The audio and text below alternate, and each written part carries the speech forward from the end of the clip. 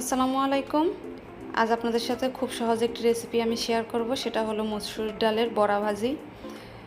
আমি এটা আপনাদের সাথে আজকে শেয়ার করব আমার নিজস্ব রেসিপিতে। এটা হচ্ছে পেঁয়াজ কুচিয়ে নিয়েছি, একটা আলু আমি একটু কুচি কুচি করে কুচিয়ে নিয়েছি, এবং এখানে রয়েছে কাঁচামরিচ কুচি, এবং এর মধ্যে আমি দিয়ে দেব হচ্ছে লবণ, হলুদ, জিরা এবং ধনিয়া গুঁড়া।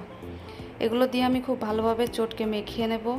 এটা অনেক ভালোভাবে মাখাতে হবে যেন হালকা পানি পানি রস বের হয়ে আসে। তারপর আমি এখানে মসুর ডাল বাটা দিয়ে ভালোভাবে মেখে নেব। এটা আমার মাখানো শেষ হয়ে গেলে একটু ভালোভাবে মাখাতে হবে। আমি একটা তাওয়া নিয়ে নিয়েছি।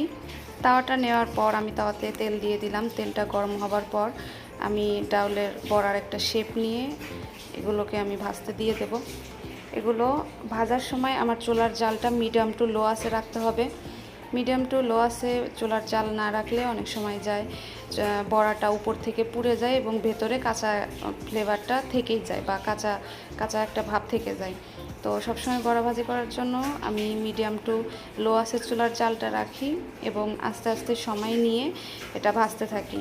তাতে কি হয়, একটু সময় লাগলেও আমার বড়াটা একবারে বাহির এবং ভেতর সব দিক থেকেই মুচমুচে হয় এবং পুড়ে যায় না, যেটা খেতেও অনেক ভালো লাগে, কোনো কাঁচা গন্ধ থাকে না।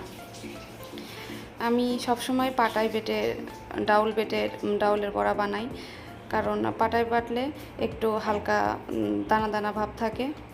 আমি এগুলো এই পর্যায়ে চুলা থেকে নামিয়ে নিচ্ছি, এবং আমি পরবর্তী বড়াগুলো সুন্দরভাবে একই রকমভাবে ভেজে নিয়েছি।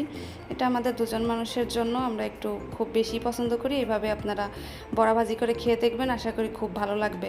আমাকে অবশ্যই জানাবেন। আল্লাহ হাফেজ।